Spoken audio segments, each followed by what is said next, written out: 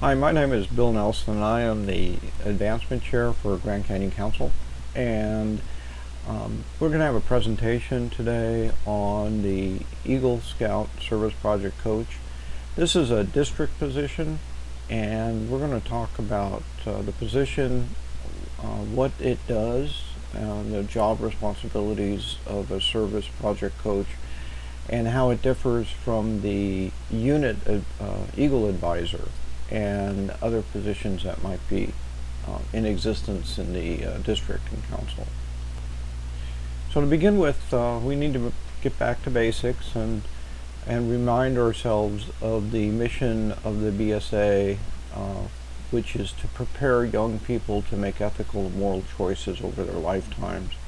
Basically, what we want to do is we want to create men of good character. That's the mission of the Boy Scouts. And we have three aims to accomplish that mission. You may have seen these aims before, but if not, there are three aims that we have, and everything we do tries to address one of those aims. And those three aims are character development, citizenship training, and mental and physical fitness. So that's the basics of everything we do, and that includes what a Eagle Scout Service Project Coach would do as well. The Scout is helpful, and that is why we have a service project, and it's embedded in our oath and in our law. So that's moving forward, why we do this, and why he has to do a service project, is to instill in the Scout the fact that he is to be helpful at all times for the rest of his life, and one of the ways is by doing service to others. If you've been in other trainings, you know that there are 8 methods to the Boy Scout program, and obviously the project, the Eagle Scout project, fits into the advancement method. But it also fits into some of the other methods that we have. Leadership development and personal growth are two of them that come to mind. So the project is part of the 8 methods that we use to achieve the 3 aims of scouting. Okay, let's look at where a Eagles project coach would fit into the district Eagle Life to Eagle process. So usually when a district gets involved with a Scout, it starts with the proposal. The Scout has gotten together with his Scoutmaster, and he's also gotten together with a beneficiary. He puts together a project proposal, writes it up in the workbook, and comes to someone in the district and asks for approval of the proposal. So that's usually the first place we go where that we have contact with the Scout at this proposal approval stage. And then time passes after the project's approved, and when he's completely done with the project and he's done his final paperwork, put that together, and has his packet, he goes to a verifier at the district, and the verifier approves the packet. And the issues we usually bump into at that point is that something's wrong. Something's wrong with the packet, something's missing, the project, something's wrong with the project. But then he's usually at the end of the process, and he's getting close to 18 often, and there isn't a lot of time to fix anything that might be wrong. So what happens in the middle here seems to be, happens outside of the visibility of the district. So where the project coach fits in is right in that area between the time that the project has been approved, the proposal has been approved, and before the verifier actually checks the paperwork. So right in that time where the Scout is doing the project and executing the project, that's where the project coach fits in. It gives us another set of eyes on what is happening, and keeps contact with the scout and helps the scout go from transition from stage to stage through this cycle, through this process. Okay, so the engagement flow again is a little bit more detail here. Starts when the project is approved. At that point, the person who does the approval gives the contact information of the Eagle Project coach to the scout and tells the scout to expect a phone call from the Eagle Project coach. The Eagle Project coach receives the contact information of the scout from the approver, so the approver copies down the contact information of the scout and gives that information to the Eagle Project coach, and then the Eagle Project coach makes a call and calls the scout and makes their initial appointment. We'll go into more detail, but the coach looks and mentors the candidate and beneficiary through the planning stage of the project. Then the candidate actually executes the project, and then at the end here, after the project's done, the coach assists the candidate in writing up the project report, and then finally the coach will give information to the candidate on how to download the rest of the forms that are needed to be put into his packet, and gives the contact information of the verifier, project verifier, who's going to check the packet at the end. He gives that contact information to the scout, and basically at that point his engagement ends with this role of project coach. Let's talk about the qualifications for being an Eagle Project coach. The coach must be registered in the BSA. There's no Eagle Project Coach registration code, so they should be in, but they need to be registered, and they can be registered in any position. They could be a district member at large, they could be a committee chair of a unit, they could be a scoutmaster, they can be in any position, but they need to be registered as an adult.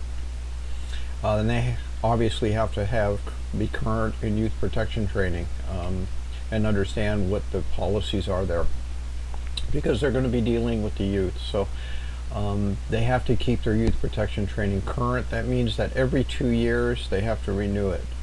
Youth protection training expires every 2 years. And they have to be approved by the district or council advancement chair. They can't just raise their hand and say, I am one. They need to be appointed and approved by the district or council advancement chair. When the district or council advancement chair looks for somebody for this position, they should look for somebody who understands the Eagle projects. What makes a good project, something about planning. There's a lot of planning that's involved with developing a project, and so they should know a little bit about how to plan a project, and they should know or can learn what is the process, the whole Eagle, Life to Eagle process that's being used in the district and in the council. And we will be showing a lot of resources to how so that people can grow into this position.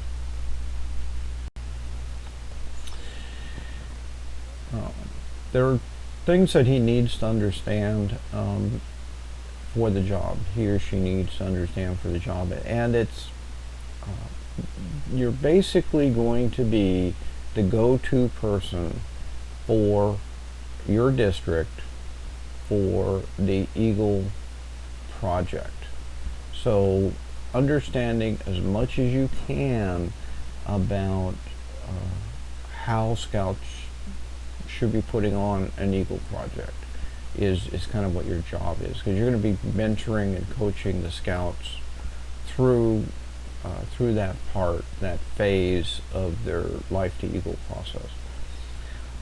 So where do you find information? In the Guide to Advancement, we have in sections 2 and 8 and 9 a lot of information that will help you um, understand that whole process of putting together a project and what happens, after he puts together a project and finishes it. So there's a lot of stuff in the Guide to Advancement. The Guide to Advancement is available at the Scout Shop. It's also available online at scouting.org/advancement. So you can get it either way. It's recommended that you really read these sections of the Guide to Advancement to understand what is required for an Eagle project. Also, the Grand Canyon Council has an Eagle page, and if you go to grandcanyonbsa.org/advancement, over to the left there's a tab that says Eagle Scouts. You click on that and you get to the Eagle page. Basically, understand everything related to a project that is on that page. So read all the stuff that's on the page and understand anything that's there that has to do with the project, because that's going to be where your expertise lies. Okay, so where do coaches come from? So it's up to the district to designate who should be a project coach and how to organize that pool of volunteers to be a coach, and also how that coach is assigned to candidates. Our recommendation is that at the time that the candidate has gotten project approval, that the approver gives the coach's contact information to the scout and tells the scout to expect a call. That means that the approver also needs to copy down the scout's contact information and give that information to the coach so the coach can make that contact. Now that differs from a unit mentor or advisor. They're not designated the same thing as a designated district project, Eagle project coach. A unit mentor or advisor, that they are meant to provide ongoing life to Eagle mentoring and coaching and pushing and getting the scouts ready for their Eagle, and walking the scout all the way, helping the scout through the entire process, including the Eagle project process. You as a district Eagle project coach, you're more of the go-to person for these people, as well as the scout. So you're the guy who understands what is required for the Eagle project by the district, the paperwork around it, and the whole process of planning the project and getting it executed. I have another slide on mentors and advisors that go into more detail. This is the other slide. On the left here you'll see it says Life to Eagle Mentor or Advisor. That's the in-unit person.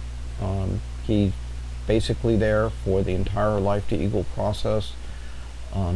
His focus is making sure the scout gets through the board review for Eagle and gets the Eagle. They're usually in the unit, and they're usually it's usually somebody the scout knows. The relationship is long-term. Throughout the life cycle of Life to Eagle, that person is involved, and they do a lot of coaching and mentoring and pushing and things like that. So your job is, again, from the proposal approval, after the proposal was approved, to the point that the project has been written up, the final report has been written up. So that's the scope of work for you. Your focus should be the successful fulfillment of Requirement 5. Requirement 5 is the Eagle Scout Requirement 5, and Eagle Scout Requirement 5 is to do a service project. So your focus is that he does do that. He successfully completes a service project. You're appointed by the district, and your relationship's a shorter term. Your job is mostly coaching and consulting. Again, you're the go-to person if he has a question. Hey, do I need to do this? Hey, I got a big change in my project. What do I do? You're that kind of a person. Okay, so you serve as an advisor or a consultant or a coach. You're a resource for him to go to find out, hey, what is the process here? I need to fill out what do I have to fill out in my workbook, that sort of things. Your job is not to secure resources for him or make his decisions or plan his project. That's his job. Your job, though, is to kind of help him a little bit on how to plan his project, or what parts of the workbook to fill out to plan his project, and encourage him to secure resources, create a timeline, a time log, things like that, and assist him in trying to make wise decisions. But again, you're not really that involved with the project. You're again the kind of district expert on Eagle projects. You're going to be one of his adult mentors on the project, so make sure it's a positive experience for him. Make sure everybody's using logic and common sense. Nobody makes any big edicts coming down. Here are some guidelines for you as a coach. Adhere to what your job is and kind of stick with what your job is. If you want a job description written out, it is in the Guide to Advancement in section 9, which is the Eagle Scout section, and the topic is 9.0.2.9, and that lists basically your job functions that we're going through with this presentation.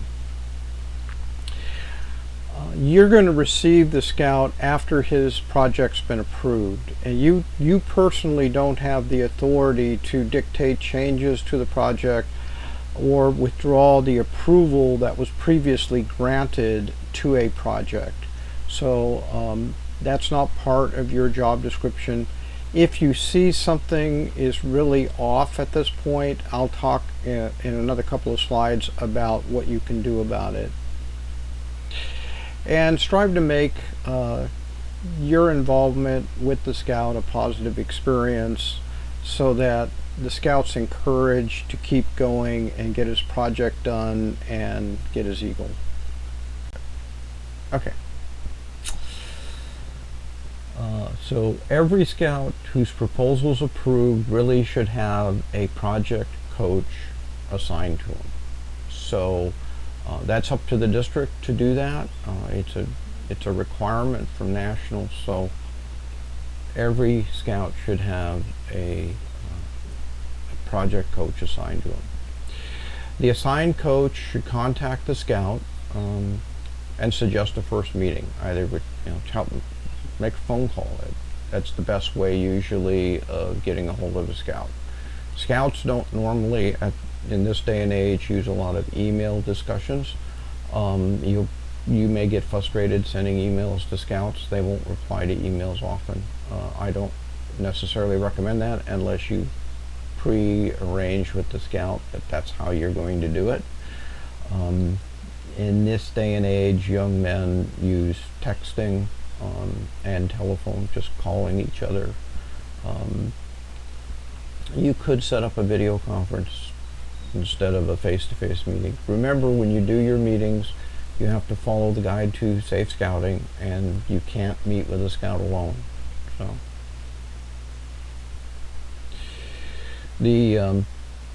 The scout doesn't have to accept your assistance, so it's up to him. It's an optional thing for the scout. So you're assigned to him, you reach out to him, and the scout can say, well, I don't need you, right? But you should tell him, that you can add value, you can help him through some of the harder spots of the process, and make it easier for him. Okay, this picture on the right is the Eagle Scout Service Project Workbook.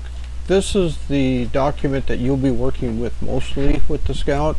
It is the document that he uses to document all of his project plans and his final report on his project. The important thing to talk about first is downloading it. When you go to download the document, you need to save it to your hard disk. So we go to our web page at grandcanyonbsa.org/Eagle Scouts. There's a link there to download it. When you click the link, there's instructions that say to right click on the document and download it to your hard disk and open it in Adobe Reader. Those are important instructions to follow. A lot of people just double click on the link to the document and it tries to open it in a browser. Sometimes that works and sometimes it doesn't, and people get very frustrated. So the important thing to remind the Scout and anyone else who's dealing with this workbook is that they need to download it to a hard disk and open it with Adobe Reader. When they do that, it opens just fine.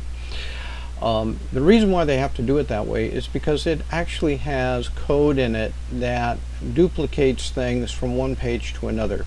So for example, if the Scout puts his name on the front cover here, it will duplicate that name throughout the document wherever the Scout needs his name to be there. So because of the code, you need to download it to your hard drive and open it with Adobe Reader. Okay, so when the Scout comes to you, the proposal will already have been approved. So that's the first section of the book. When the Scout signs the proposal section, he is saying that he has read the workbook. And very often a Scout will just sign it without reading the workbook. Sit the Scout down and make sure he has read the entire workbook.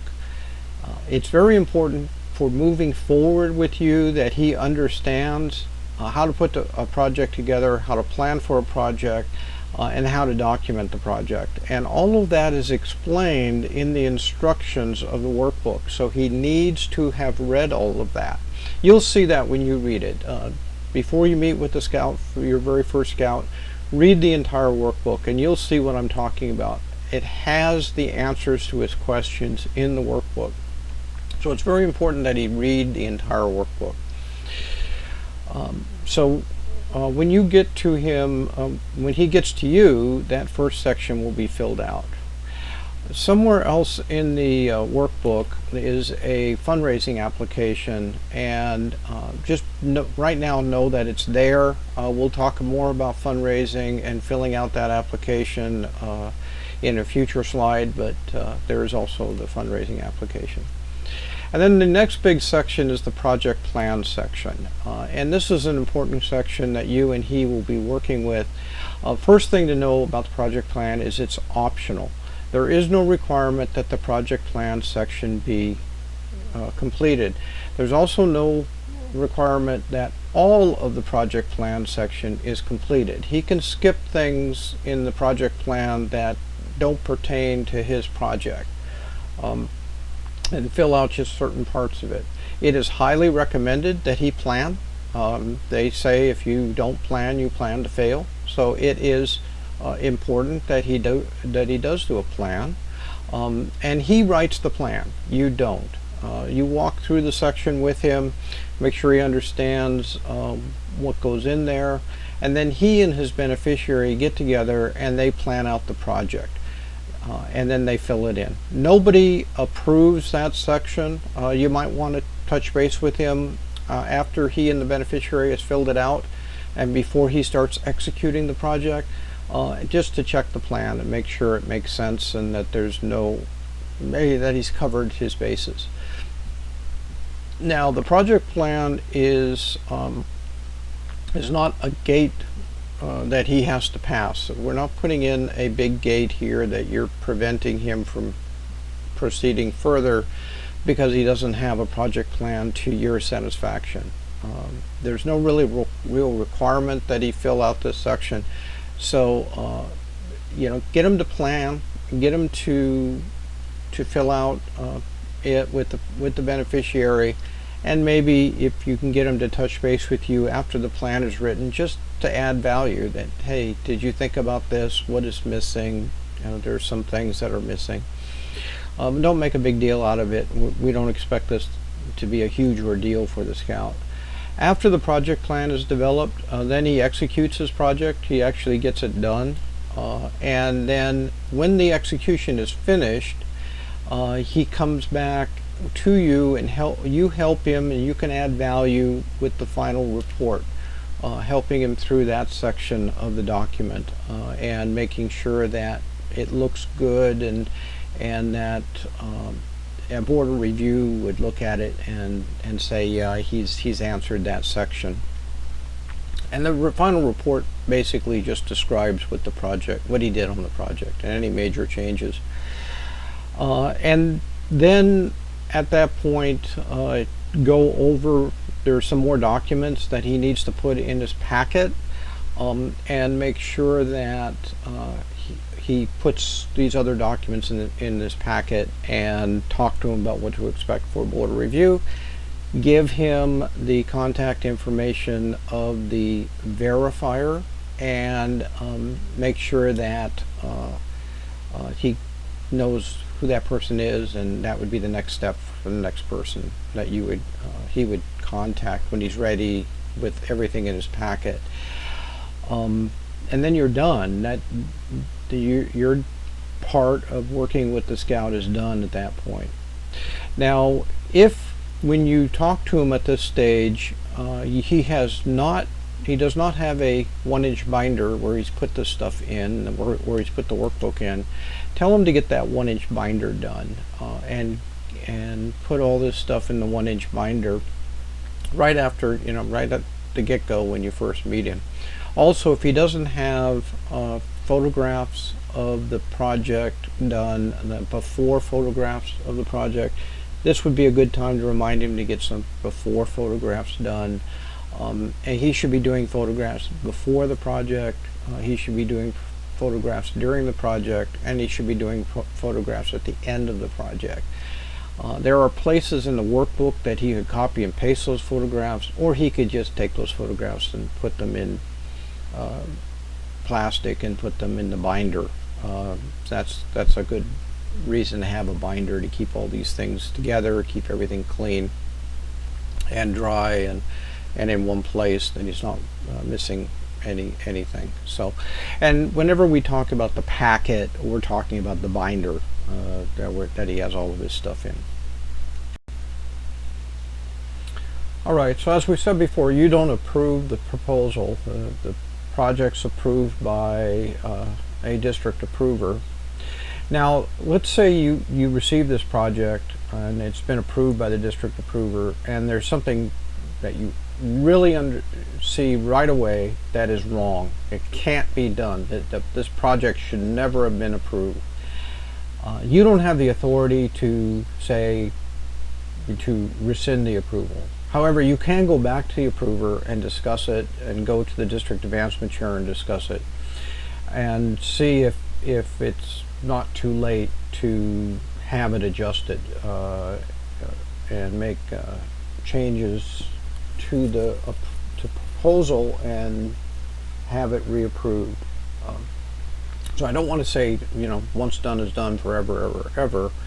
If you see that, hey, he's getting something approved, like let's say that what was approved was a fundraiser. All he was going to do was fundraising. Well, that's not an approvable project. You can't just fundraise. You've got to do other stuff. So, in that case, you could rush back to the approver and see if if something can be done. It's not really your authority. You can't really do anything other than that and say, hey, heads up, this you shouldn't have approved this. And let him and the district advancement chair handle it from him or her, and the district advancement chair handle it from there on out. Now let's say though that it's been approved, and 99.99% will be this way. It's been approved and now it's got to you. So it's good for you to know what they looked at to approve the project. They, in the approval section, what they did was they looked at, in fact, these 5 tests, and the first one is the hardest one for them for making a determination.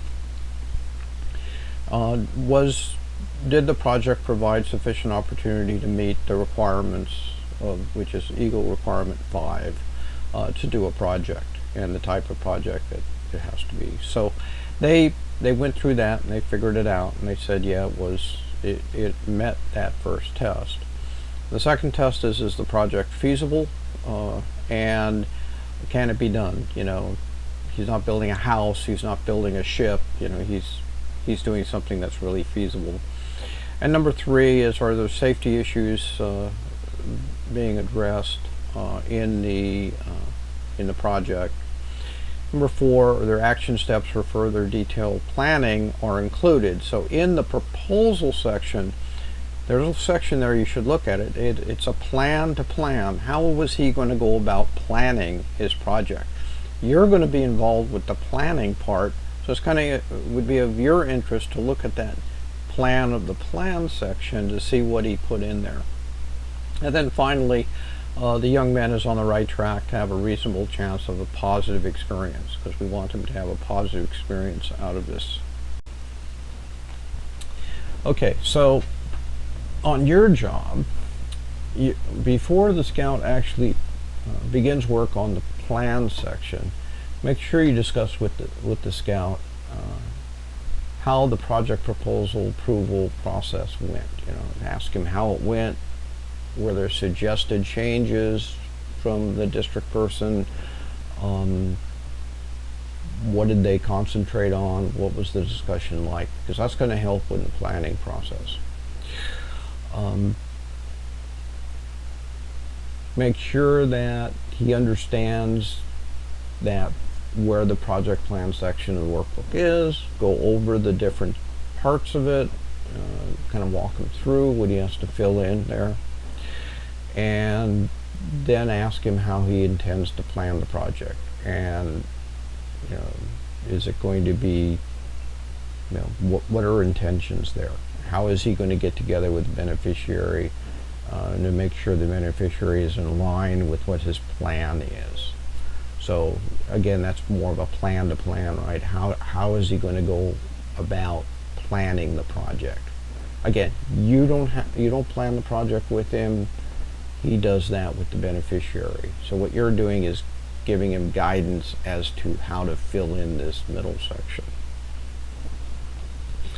And then use it, right? A plan is to be used. You don't fill it in to fill it in. I mean, it makes absolutely no sense at all for him to complete the project. Everything was successful, and he goes back and fills in the middle section. We are not teaching boys to be bureaucrats, all right? We're teaching boys to plan a project and execute it. If he successfully completes a project without filling in that middle section, okay. I mean, the plan, there was a plan. It may not have been documented, but there was a plan because he executed it and it was successful. You know, we really would rather see him plan it first and then execute it, but the requirement is to do the project, not to do a lot of planning paperwork. So keep that in mind. Don't be a bureaucrat and say, well, okay, you didn't fill this section out. You did your project, now go back and fill out the section. No, we're not going to do that. The section that has to be filled out is the final report, all right? But in the planning process, you know,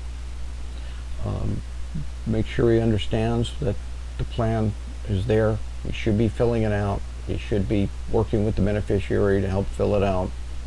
and he should work to that plan. Talk to him about any issues that might be there, that if he ignores those steps, there could be problems, right? It could be health, safety, environmental issues, or whatever. So make sure he's doing that when he's planning. While you're reviewing the proposal, it's a good time to remind the scout to make sure he is keeping track of everyone's time. Most scouts do this with Excel spreadsheets now, but he should make sure that all the time that he has spent thinking about his project, talking to others about his project, and traveling to and from all these meetings, all counts and should be recorded. He should be tracking his time now, because at the end of the project, trying to figure out how much time has been spent is really too hard for him to try to resurrect all the different events. So right now he should be tracking his time. What he needs to record is he needs to record the time he spends and the time anyone else who is working with him or talking with him spends on the project as it goes along. At the end of the project, when he writes up his final report, he's going to need to know how many total number of scouters, registered adults worked on the project, how many non-registered adults worked on the project, how many registered youth worked on the project, and how many non-registered youth worked on the project. And he needs to know total times for each of those categories. So he needs to keep track of everybody's time. One of the things at the council level that we notice as these projects go through is that most of the time the scouts shortchange themselves as far as the number of hours that it takes to get a project done. There is no minimum, by the way, number of hours for a project. And there is no maximum number of hours for a project. Whatever the scout puts down, we record, and we don't judge the quality of the project on the number of hours that the scout spends on it. But it's good for the scout to know how many hours are in the project. And what we do notice is that they, for the most part, shortchange themselves. They need to count the number of hours when they're talking with other people. So if I'm talking with the scout as a project coach, and I spend 20 minutes with him, then 20 minutes of my time should be recorded, and 20 minutes of his time should be recorded. If we had to travel 10 minutes to get to a meeting place, then the travel time to that meeting place of 10 minutes should be recorded, and the travel time from that meeting place should be accounted for each of us. And so when you're talking with the scout, remind him to do all of that, and that he should be doing it now. He should be doing it at the time that you're talking to him and going forward from that point.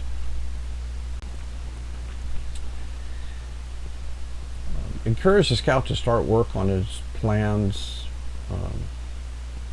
with a certain schedule in mind. And it is important that the beneficiary knows when the scout is planning to do things and what he's planning to do. And this is not something that the scout just springs on the beneficiary. So it is important to try to emphasize with them that it's important that the beneficiary is approving what's happening and when it's happening, so that they're in sync. All right. The beneficiary doesn't have to approve the middle section. There's no place for the beneficiary to sign there. But the beneficiary needs to know what's going on, when it's going on, and approves that. It's not the scout telling the beneficiary. The beneficiary is going to approve the fact that the scout's coming in and doing something at a certain time, and what that is. If there's any permits that are needed. Try to make sure that the scout understands that, hey, you might have to get permits to do this, or check with the beneficiary if permits are needed, and make sure that you have time in your plan allocated to how long it would take to get permits, because sometimes permits take a long time to get. So that's part of the planning process, is to allow in your schedule for permits. Sometimes the project is to put something in a school, right? To do something in a school, and then they have to go to get approval from the school board, and that's going to take time. So that should be part of the schedule and the plan. And then discuss any special skills required to execute the plan, the project. Do you need somebody to bring in a cement mixer, or do you need somebody that has a skill in carpentry? What is it that, are there any special skills, and how is he going to get those skills?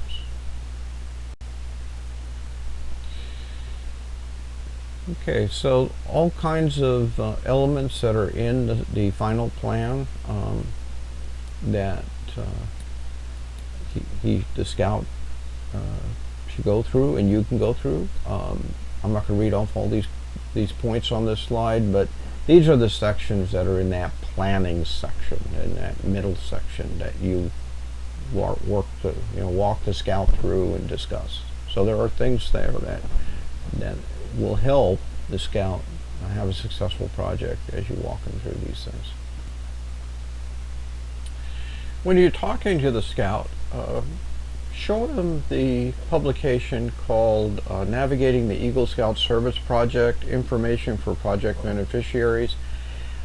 It's located as a separate publication on our Eagle Scout page, but also it's inside the workbook. So if you're looking through the workbook, there should be in the back of the workbook this guide. It's a 1 or 2 page guide that the scout can give to the beneficiary, which kind of explains what an Eagle project is. So it's a nice handy guide to give to the beneficiary to explain the ins and outs of the Eagle project. Encourage the scout to call you if he has any questions or he needs advice before he makes radical changes to his projects, for example. He probably should touch base with you. Things like that. How to handle changes. So as long as we're talking about changes, life happens, and things can change. If there is a substantial change, a major change to the project, then the scout should go back to whoever approved the project and get an authorization from that person in writing, email, or something that from that person that says, yeah, we discussed the change and the change is okay. Now the change could be anything, but a major change in a project would be something like, instead of putting in a flagpole at the school, he's now putting in a flower bed. Or instead of building a bridge, they are going to do some trail restoration. Very often a beneficiary changes their mind, somebody else does something happens, and the project changes. When that happens, you don't have the authorization to approve the change. It has to go back to the person who approved the project, and that person then needs to approve the change. Make sure that once the plan is done, encourage the scout to show you the plan before he starts execution. For one thing, it gets another set of eyes on the plan to make sure that he's to walk through it with him to make sure that he's not forgotten anything. And the other is it kind of helps put in that, a milestone there between the planning process and the execution phase. So he's not like planning a little bit, executing, planning a little bit more, executing. That can work, and but what we really would like to see him do is plan it and then execute it. Fundraising. Fundraising often brings up a lot of questions, and there is a guide on the Eagle Scout page that I would suggest you download and read, and it's called the Notes for Eagle Project Approvers, Unit Leaders, and Boards of Review. And this guide goes through how to approve projects, but also in the guide it talks about fundraising. Fundraisings it happens during your watch, right? It happens during the whole execution part of the project. And there is a form out there that they fill in if they're going to do fundraising. Now let's talk a little bit in general. We would prefer that the scout do no fundraising at all in the project. We just not get involved with it and just get donations for everything he needs to get the project done and do it that way, and not have money going through the scout's hands. But it happens, and it's very common for fundraising to happen. One thing is that the project itself cannot be primarily a fundraiser. So it should not have been approved if all the scout is doing is raising funds for the beneficiary. That's not an approved project for the BSA, and it's one of those things that the approver should know about and should not have approved the project. If you find that did happen, good idea to talk to the approver about it and say, gee, that this is a rule. It's in the Guide to Advancement in Section 9. That's not to be primarily a fundraiser. You might want to contact the scout and revisit this. So fundraising is only permitted to raise funds for materials and services that are required during the project to get it done. And food, right? It's going to feed the workers food and drinks.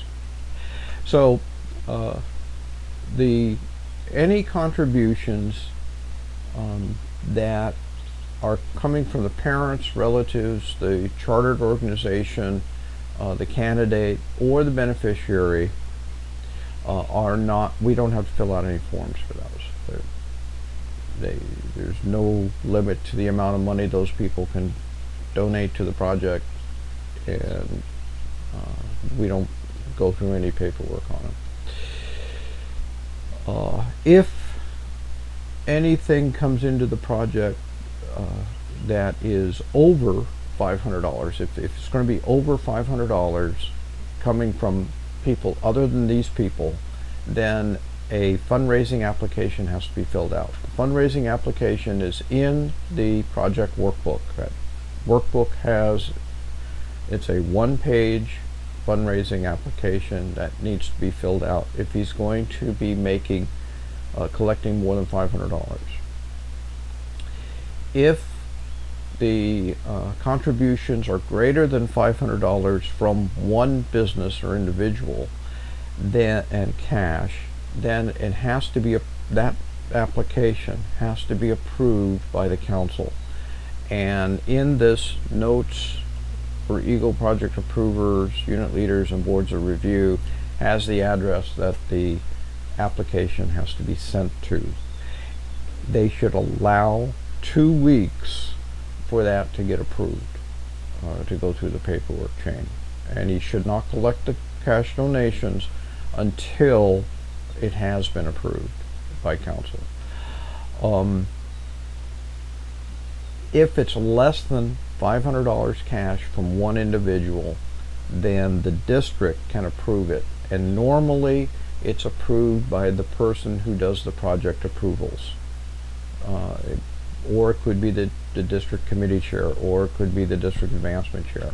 Any of those people can approve the fundraising application if it's less than $500 from one individual, right? If it's 10 individuals and they all contribute $100, then the district can approve the application. Okay. The application, by the way, goes into the Eagle packet. Let's talk a little bit about the Eagle packet. Now, when you see the scout for the first time, he may or may not have a binder set up yet. If he doesn't have a binder set up,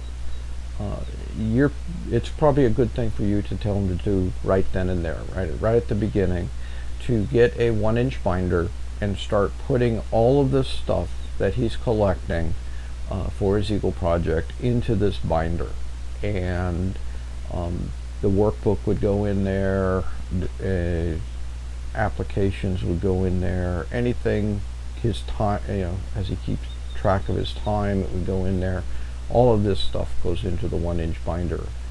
The other things to bring up, it should have been brought up by the project approver, but this is a good time at the very beginning of when you are making your initial discussions with the scout, to bring it up and say, go ahead and take some before pictures of your project and put them in the binder.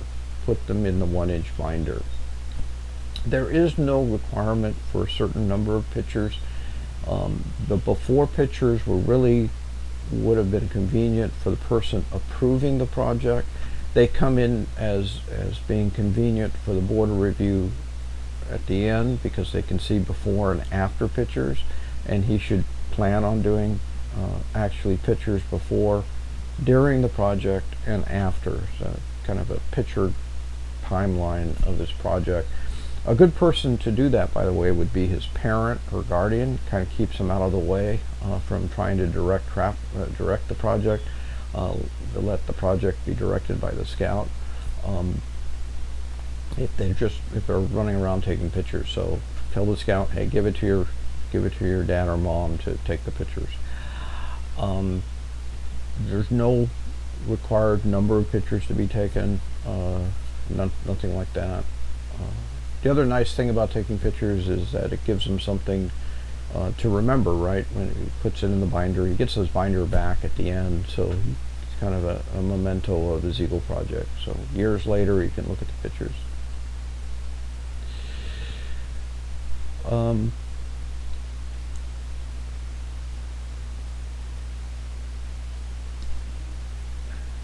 One of the things on fundraising that's on this slide is that no scout leader at any level can require fundraising of an Eagle project. Keep that in mind. The fundraising, again, we would rather that the scout not do any fundraising if that could happen. Just getting the scout involved with fundraising is just a lot of work. There's a question that comes up with fundraising: should the money that the scout collects go into the troop account and then the troop pay back the beneficiary? The thing is that needs to be clarified with the units, if that question comes up, is that any money collected is money being contributed to the beneficiary. It's not money being contributed to the scout, and it's not money being contributed to the troop. It's money being contributed to the beneficiary. And that needs to be clear with the scout. It needs to be clear with anybody donating money that they are not donating to the scout. They are donating to the beneficiary. So the whole project is for the benefit of the beneficiary. So anything collected and donated is being donated to the beneficiary. So moving money in and out of a troop account is probably not the wisest thing to do. So everybody needs to be clear. Money going in donated to a Eagle project is being donated to a beneficiary. And those monies, by the way, can't be held and given to another scout or another Eagle project, for a different beneficiary. Because again, it all goes to the beneficiary. All donations go to the beneficiary. Okay, so again, you're at the initial discussions. You're talking to the scout initially. He's starting to work on his plan. You want him to work on his plan. Tell him when he's got the plan done, or he substantially done, or come back and show it to you. Okay, so now you're looking at his plan. Look for strengths in his plan, and encourage him where he's done a good planning. Weaknesses in his plan. Did he forget things? Are there risks that you can see that he's not seeing, to bring up for him? Suggest improvements to how he's going to go about doing this. Talk about leadership challenges that he may face. Who is he going to have do certain things? He needs to be not only thinking what he needs to do, he needs to be thinking who is going to do it.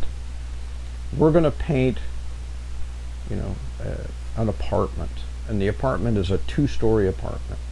Okay, who's going to paint the inside of the stairwell, or the ceiling of the stairwell? Are you going to paint the ceilings?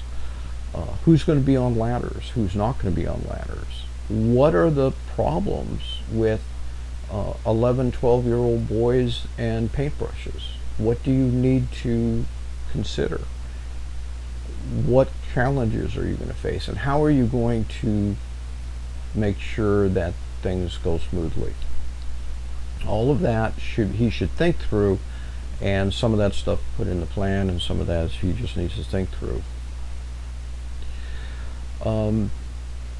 If you have concerns with the project, feel free to meet with the scout, his parents, the unit leader, or the beneficiary, and discuss the concerns. If you see trouble happening or going to happen, speak up.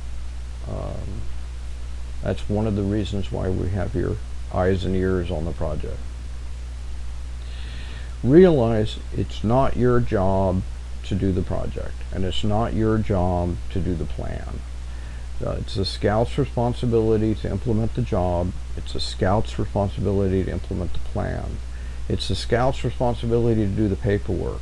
I don't know how many times I get phone calls from mothers and dads trying to fill out the workbook or trying to fill out the application. It's really the scout's responsibility to get the paperwork done. And the final design issues are ultimately between the scout and the beneficiary. Again, it may not be the way you would plan a project, but remember, he's a young man and he's trying to get the job done as best as he can with little to no experience. This is probably the very first time in his life he's ever had to put together a project and had to plan a project. So it's not going to be ideal, and the planning is not going to be ideal, but he'll probably get it done, and that's all we ask of him. Okay? Then once the project is finished, he does the project report. It used to be called the final report. The project report at the end he completes, and he has to fill that out in its entirety, and he has to get it signed. The board of review will probably cause issues if it's not done. Walk through that report with the scout and what needs to be put in there, and make sure he understands all the sections and all the different pieces to put in there. You could suggest to the scout to submit a draft of the final report to you to review. it may or may not be necessary. The report's not all that detailed. It's something that's probably simple and the Scoutmaster can help him through. But if you feel that he should do that, you feel free to do that. These are the sections that are in the project report. Again, just walk through those sections with him.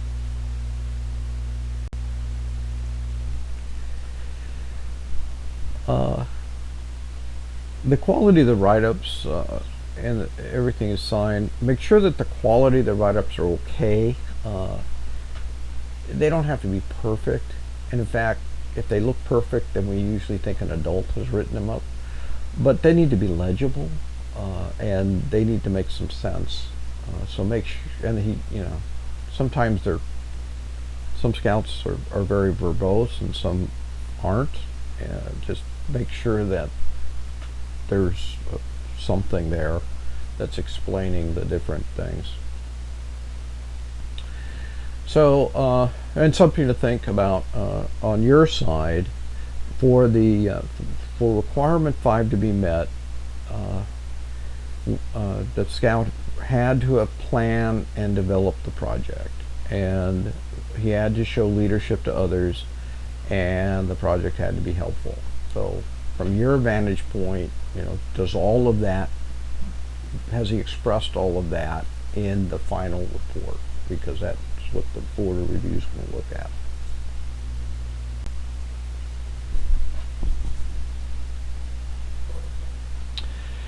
We know we've achieved success if the scout has led the project and he's been helpful to the beneficiary, and he feels satisfied that he's done a good job. The Board of Review is going to look and make sure that he's planned and developed the project. With your help, hopefully that has happened, and he has planned and put together a good project and executed it, and it was done successfully. Review the rest of the paperwork that the scout needs to put into his packet before he hands it in to the reviewer with the scout. And to find out what that is, it's all in the Read Me First file that's over at our Eagle Scout page on the Council Eagle Scout page. Basically, what he needs is he needs to download the requirement checker, which is an Excel file, and fill that out. There's a candidate data tab in that Excel workbook that he fills out. He needs to fill out that one tab. Now, the electronic Eagle requirement checker is an Excel workbook. It only works in Excel. He needs to download it to his desktop, to his hard disk, and open it up in Microsoft Excel. It doesn't work in any other application but Microsoft Excel. So we have had problems with scouts trying to do it on Google Sheets or through other Excel compatible programs, and it doesn't work right. So it's got to be Microsoft Excel. It's not required that he fill that out, but it really helps the verifier and the other people that look at the application to make sure everything is okay. So it's basically a checklist, a checker. It checks dates of when he did the merit badges and when he got his Scoutmaster conference and what positions of responsibility he did and when he did them and things like that. So he downloads that and fills out the candidate data tab of that. He also downloads the Eagle Scout rank application, and again, that needs to be put on a hard disk and then opened with Adobe Acrobat Reader, just like he did with the workbook. He needs to do that with the application. It then he can fill it in with it's a fillable form. It's a fillable PDF, and he fills it in, and that's what he signs, his committee chair signs, and his Scoutmaster signs, unit leader signs. and that gets put into his Eagle packet. That's the official application. Again, that has to be downloaded onto a hard disk and opened with Adobe Reader. Doesn't work exactly right if he tries other methods of filling it in. There's a file out there, and all these files are on our Eagle Scout page, and there's a file called Requirement 7, and that is a simple one-page template that's in Microsoft Word, and it is where he fills in his life ambitions, which is what he wants to do for his life. Does he want to go into a profession? Does he want to be a woodworker? What does he want to do? And also his life purpose, which is how he wants to be known. He wants to be known as a good dad. He wants to be known as a good citizen. What is his life purpose? And a list of what he has accomplished outside of scouting that shows leadership. So if he was a section leader in marching band, he would put that down. So things that he did outside of scouting that showed leadership. So those three things are put in. We have a little template. He doesn't have to use the template, but it's convenient. The template's in Microsoft Word, and he can open that up and write it up. And then he needs to get 6 references, 5 if he is not employed. If he works, he needs a reference from his job, but that's optional. So he needs 6 references, 5 if he's not employed, and those would come from those. We give him a form. It's a Microsoft reference letter form. He can download that and print it off and hand it to the people that he wants references from, and they can fill them out in a couple of minutes. It's just basically check boxes that they fill in, and they put those forms in a sealed envelope and give it back to the scout. He puts it in his packet and hands it in. The member summary report is a report that he gets from his unit. Whoever in his unit puts in advancement and buys the rank badges and gets the merit badges, that person submits a report into Internet Advancement, and so they have access to Internet Advancement. Well, on the page where they're putting in the advancement on Internet Advancement, in the upper left corner, there's an option to print out a member summary report. We would like that report printed out and handed in with the packet. It's optional to do that, but if they do, it makes the person who's checking things, it makes it go a lot faster for them. So for the sake of getting this process done quickly, if they could print out that member summary report and include it in the packet, it makes things faster for the people who are checking. And then give him the contact information for the Eagle Packet Verifier. That's the first person who looks at all this stuff and makes sure it's all there and looks okay. So he needs to, he should get that information. Who's that person? Who does he hand all this stuff into? And that person will go over, what they're checking and get back to him. But before you let him go, that you want to hand him off to the next person, and the next person would be the Eagle Packet Verifier. Okay, so to review, the engagement flow is definitely not meant to be a day-to-day engagement flow for the coach and the scout. There may be 3 touch points. The initial touch point would be when the candidate gets his project approved and you have that initial meeting. At that point, you review the project plan section. You let the scout know, hey, you need to plan your project before you execute it, and give him some hints and tips about filling out the project plan section with his beneficiary. Then after the project plan is completed, ask him to come by and let you take a look at it, and then add value there of things he may have forgotten to look out for in his plan. And then after the project's executed, maybe a touch point to then look at the paperwork that he has to download to complete his Eagle packet. How does he download that? How does he fill it out? What is the candidate data tab in the Eagle or in the Excel workbook?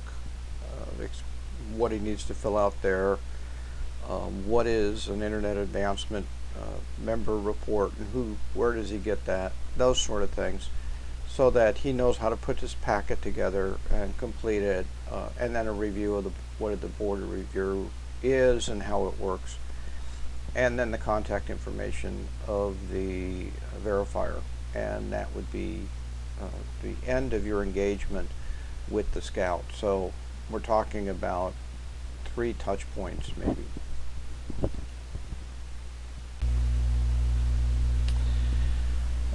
Realize that, again, that this is the first time the scout's probably done an Eagle project, so don't expect miracles. You know, there's a lot he probably doesn't know. Boys tend to, especially in the high school age, tend to say they know things and really don't. They don't like to sound like they don't know what they're doing. So help them, make sure you're giving him a lot of questions and getting a lot of feedback so that you feel confident that he knows what he's doing.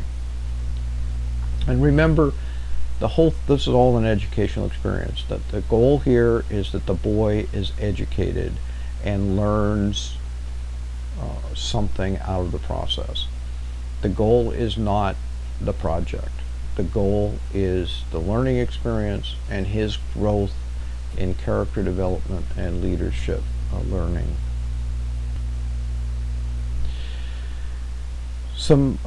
These are the places that we talked about during the presentation. Probably your best place to start is the Eagle Scout page, the Council Eagle Scout page. All the links are there for everything.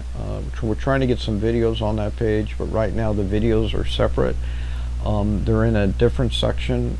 In the advancement process section of the advancement page is a link to the videos. Good things for you to go to, review the videos. You're going to be the focal point, kind of the expert on the projects, so get as much information as you can on projects. That guide to advancement I talked about, and we talked about the different sections there. Your baby is the Eagle Service Project Workbook. Understand how that works, ins and outs of that. And there is a book out there called the Boy Scout Requirements Book that has the requirements for all merit badges, and the Eagle requirements are there. The Guide to Safe Scouting, be aware of the safety guidelines in the Guide to Safe Scouting, especially ones that deal with things like